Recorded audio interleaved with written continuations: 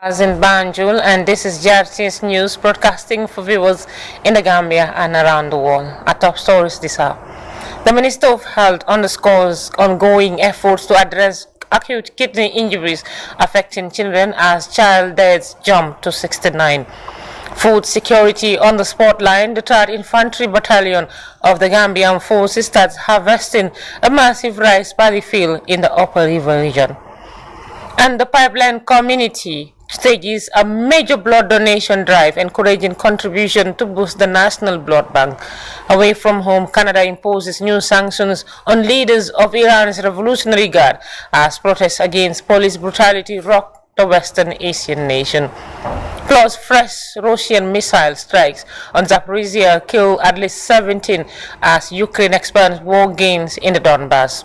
That's the top of the news and much more coming ahead with me, Rohibite. Many thanks for joining us.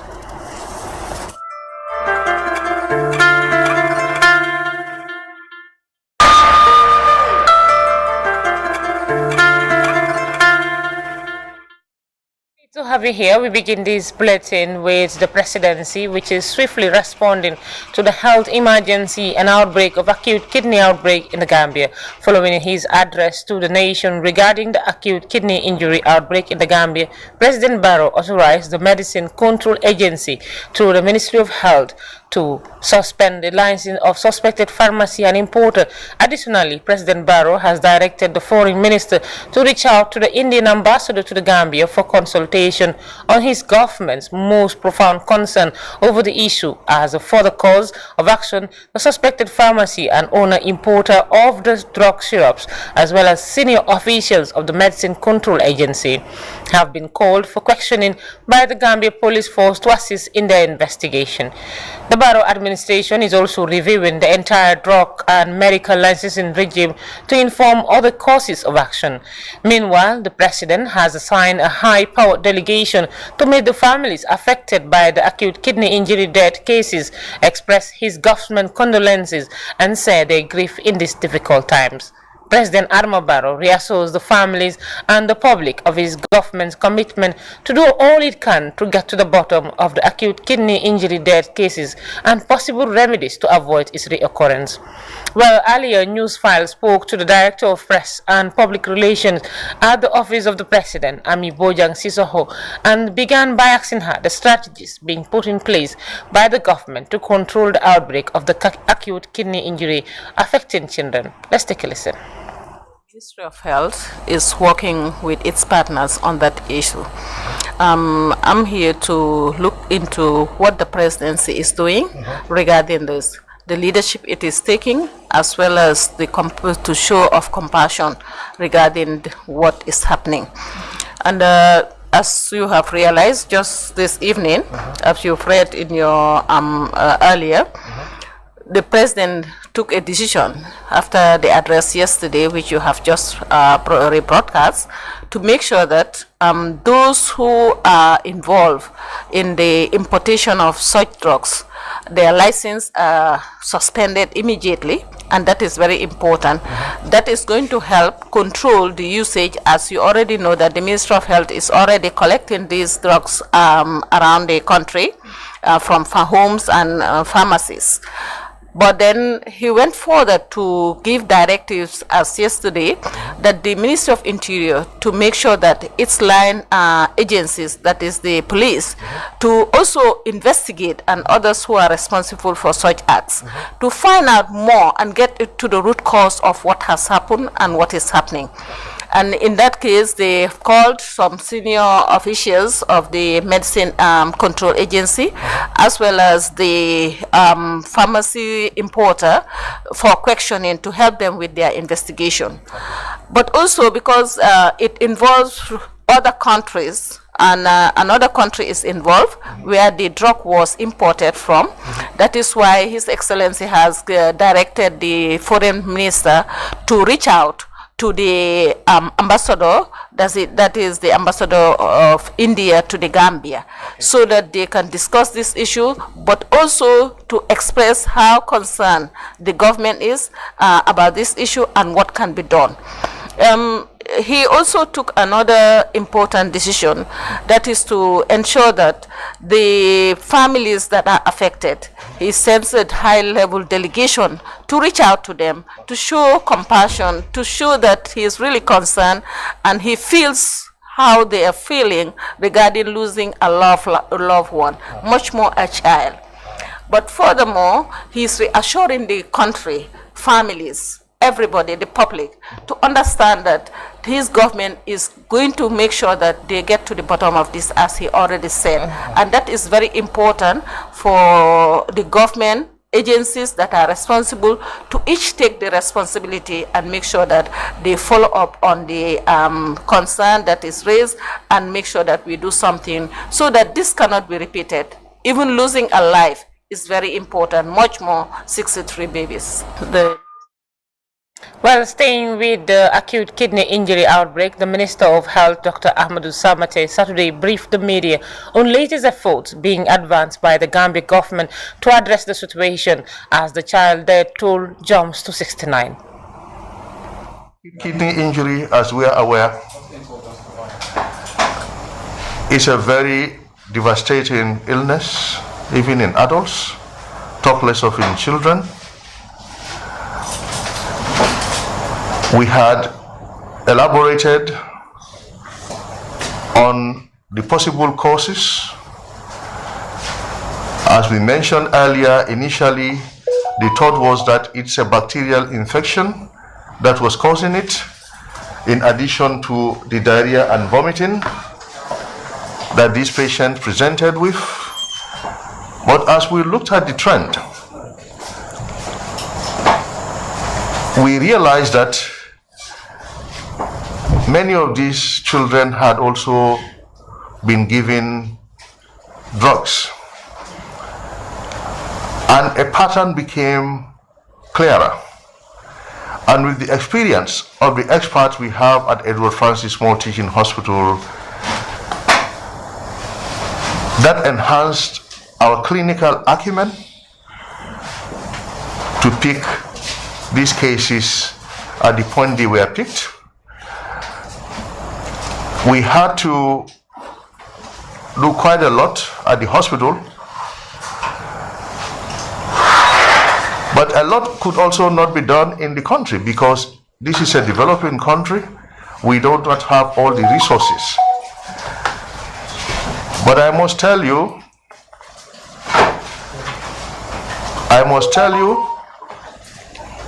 that government is doing all what we can do to ensure that this country gets all the resources that are required to deal with such cases. It has not been easy, but I wish to extend His Excellency's unflinching commitment to ensure that the health facilities of this country are the best in the region. To further expand his commitment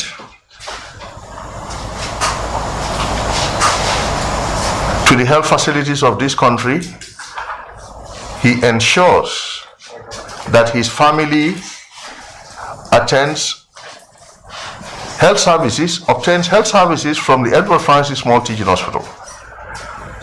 His own daughter was admitted there, and the First Lady was with the daughter there for a number of days, just like any other mother and a child.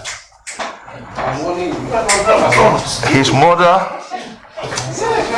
also was admitted there and received treatment from that place. That shows that he doesn't belittle our system, but he shows his commitment to the system, and he said. Moving on, a major effort to amplify the National Blood Bank inspired the community of Pipeline to stage a massive blood donation drive.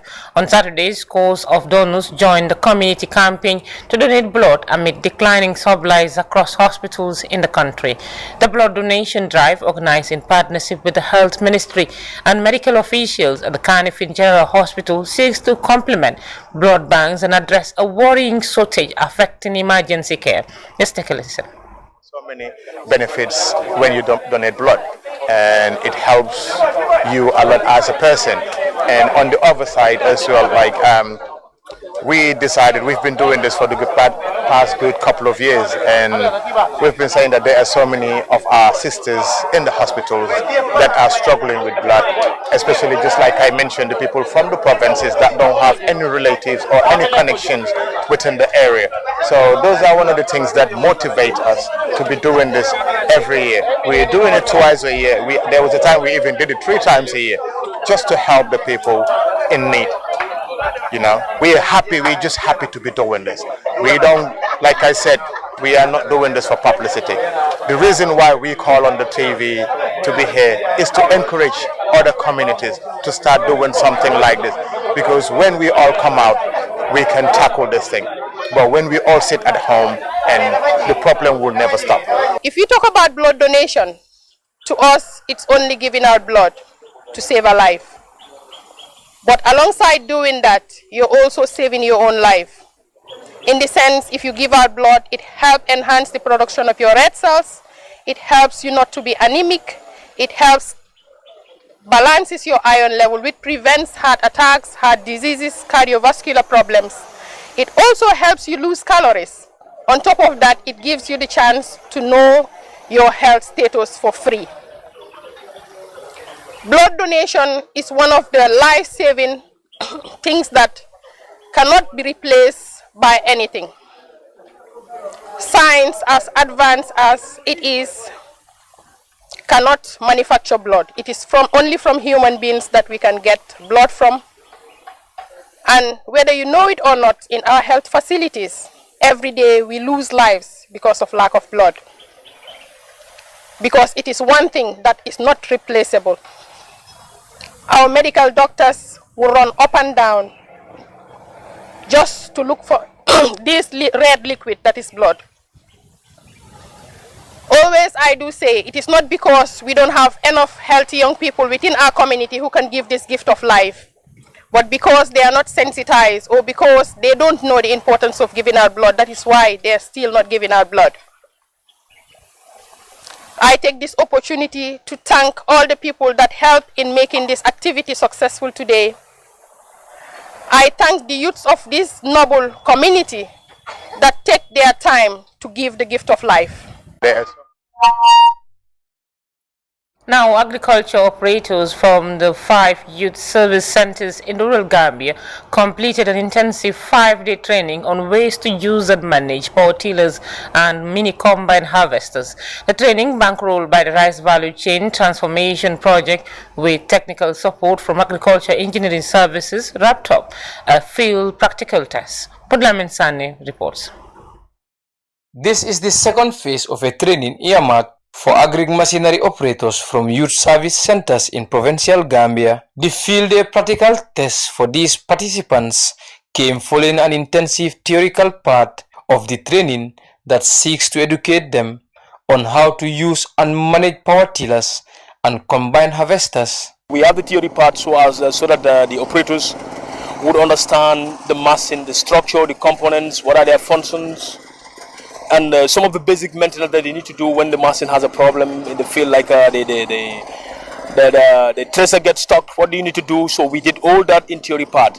So then the first part of the practical, we did it on demonstration on how they can drive on the floor. They can drive, maneuvering the combine, not doing the actual work.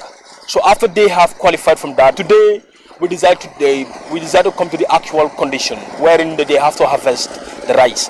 Operators seen here in action on a rice farm cultivated and managed by 3 Infantry Battalion of the Gambia Armed Forces with support from the Rice Value Chain Transformation Project. We wrote a request requesting for power tiller So they deem it necessary before they give us the power tiller, they need somebody to be trained on the power tiller, and they also incorporated somebody to be trained on the combine harvester you are seeing behind me, so that they will be trained how to use the power tiller, the safety precautions, and the safekeeping of the machine. This avails program implementers to assess participants' understanding on the use of multipurpose agri machines. You see this field today, everything is clean. You go to other places, it's all grassy. And that means for them, they are committed to produce the results of what they do. They did the sowing on time, the fertilizer application on time, the weeding on time, and then we are now doing the harvesting on time. The Agriculture Engineering Services is implementing this component of the Rice Value Chain Transformation Project in a bid to improve rice production. Learning how to use and maintain the multipurpose machines is another key step to support rice production using mechanical harvesters to ease labor. Maud Lamin Sane reporting for GRTS News from the Central River region. Well, it's harvest season, and the 3rd Infantry Battalion of the Gambia Armed Forces is expanding efforts to support food security in the Gambia. The battalion is harvesting a massive rice paddy farm supported by the Rice Value Chain Transformation Project in the Upper River region, where GAF is supporting increased rice production to reduce importation and enhance food security. A reporter in the Upper River region, Seydou Kamra, witnessed the harvesting of a 3-hectare rice field in Sutuma Samba. This is a 3 hectares Orilo 6 rice farm cultivated by the 3rd Infantry Battalion of the Gambia Armed Forces in Basse. The Rice Value Chain Transformation Project supported the Basse Barracks with seeds, fertilizers and capacity building through the Farmers Field School to improve rice production in line with the objectives of the project, which is to enhance rice production and scale down the importation of rice into the country. According to the regional coordinator of the Rice Value Chain Transformation Project in URR, Ansumana Osise, the objective of the project is to produce enough rice for consumption in the Gambia. Now, the combine harvester, which was also provided by the Rice Value Chain Transformation Project, is provided to the youths. We have 2 youth camps, one at Wasda, one at Kundam. Now, each of them, we gave them 1 combine harvester, 5 power tillers, levelers, reapers, so that the youth can use this to provide services to needy people. It would be income generation for the youth, and it would be also source of employment for the youth. Sise commended the soldiers for the impressive harvest from their field. Now that drying you see was 1 hectare of rice, 30 bags harvested, and was harvested by the combine harvester. You know, the combine harvester will harvest, trace and bag, but you need to dry that. That is the drying process that we witnessed at the military camp. That 1 hectare has produced 30 bags, which is almost 3 tons from 1 hectare. And if you are able to have both rain-fed and dry season production, URR alone will feed the Gambia with the rice we need. The commanding officer at the 3rd Infantry Battalion, Lieutenant Sayo Jaju, was appreciative of the Rice Value Chain Transformation Project for partnering with the armed forces to boost rice production in the country. We're still having rice for the last year's harvest. Yes. So this is what we manage, and then Alhamdulillah. Yeah, we know the headquarters, they are there, they are doing everything they can. But we feel it is necessary for us also to do something. And then once again, before I go further, let me thank my high command, that's from the CDS, and all his staff, my own commander, the Commander Gambia Armed Forces, and also the President of the Republic, who is our Commander-in-Chief. He visited this farm, on which he promised us, with a tractor. I think going by that, it shows that he is impressed and he has seen that we are on a right track. This rice value chain, they are out here to help. Since we started collaborating with them, day by day we are improving our abilities and our capabilities. Yeah, definitely.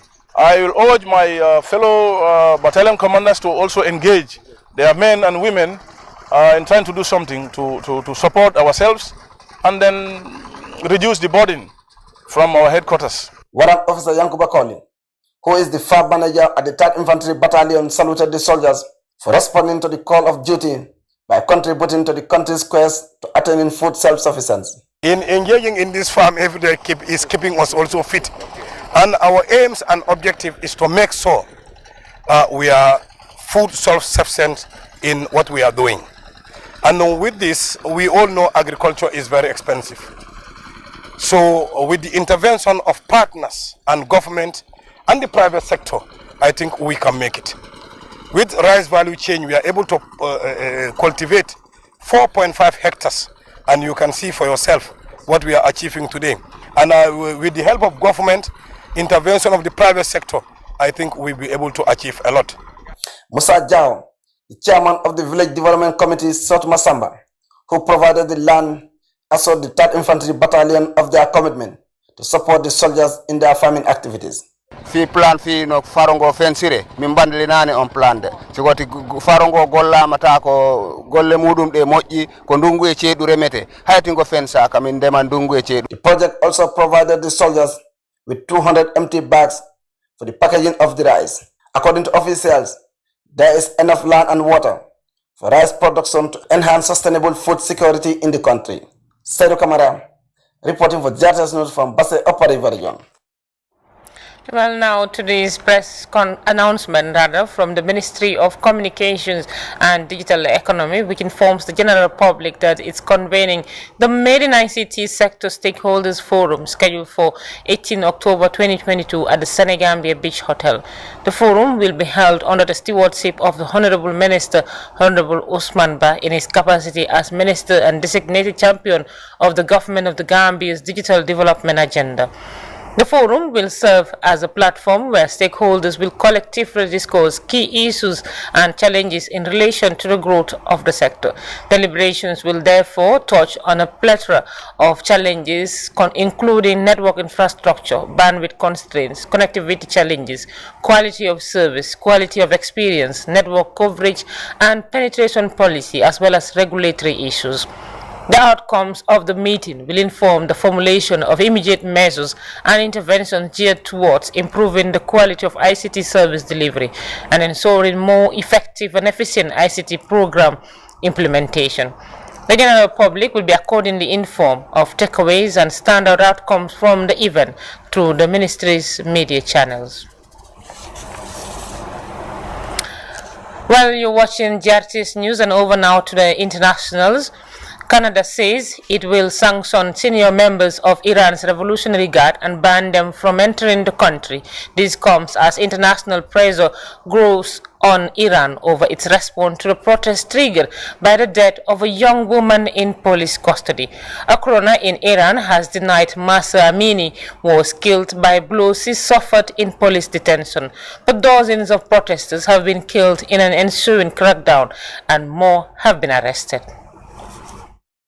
Blood instead of water. At least that's what it looks like after an unknown artist turned these fountains in Tehran red, highlighting the bloody crackdown on protests all over Iran. Amnesty International says it has verified that at least 52 people have been killed by security forces in recent weeks, but believes the real death toll is much higher. One of the victims, Nika Shakarami. The 16-year-old disappeared after taking part in the protests against the Islamic Republic. 9 days later, authorities admitted she was dead, saying she fell off a high building, a claim her mother rejects. Her face, cheekbones and teeth were ruptured. The back of her head was hit hard, and her skull was deformed. This is how she was killed. We received a lot of threats, and we were asked to bury the body somewhere else. I didn't accept that. On the day in the morning, they stole the body without our permission and without telling any of us, and buried it in a remote village under tight security conditions.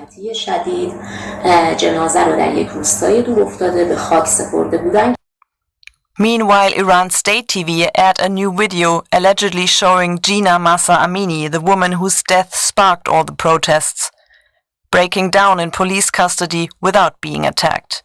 A story her family rejects, saying her corpse too showed clear signs of being bruised and beaten. And so the protests all over the country continue. For Mahsa and Nika, for women, life and freedom. A Russian barrage pounded apartment buildings and other targets in the Ukrainian city of Zaporizhia, killing at least 17 people and wounding dozens, officials said on Sunday. The blast in the city, which sits in a region in Moscow, has claimed as its own, blew out windows in adjacent buildings and left at least one high-rise apartment building partially collapsed.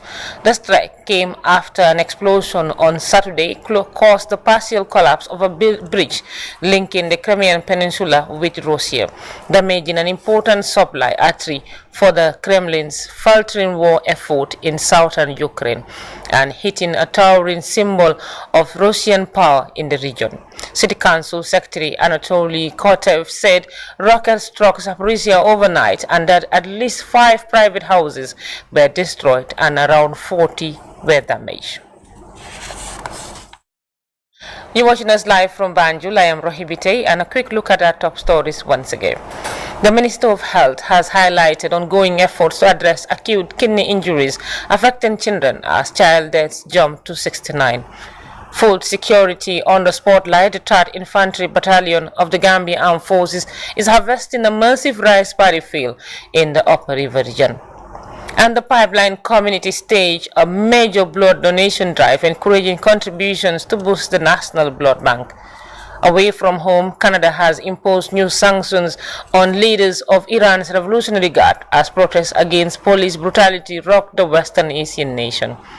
Plus, fresh Russian missile strikes on Zaporizhia killed at least 17 as Ukraine experienced war gains in the Donbass. Well, viewers, that does it for the news this hour. Thanks for the pleasure of your company, and do stay tuned and enjoy the rest of GRT's program.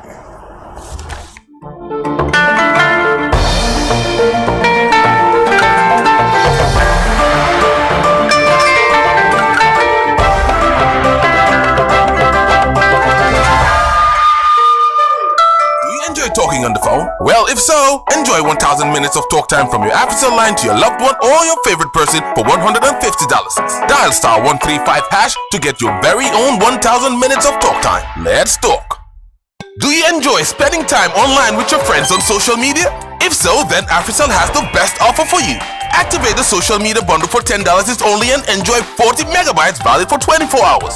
WhatsApp, Instagram, Snapchat, Facebook, Twitter, and Viber all for $10 is only. Dial *120# and press 3 to activate the social media bundle.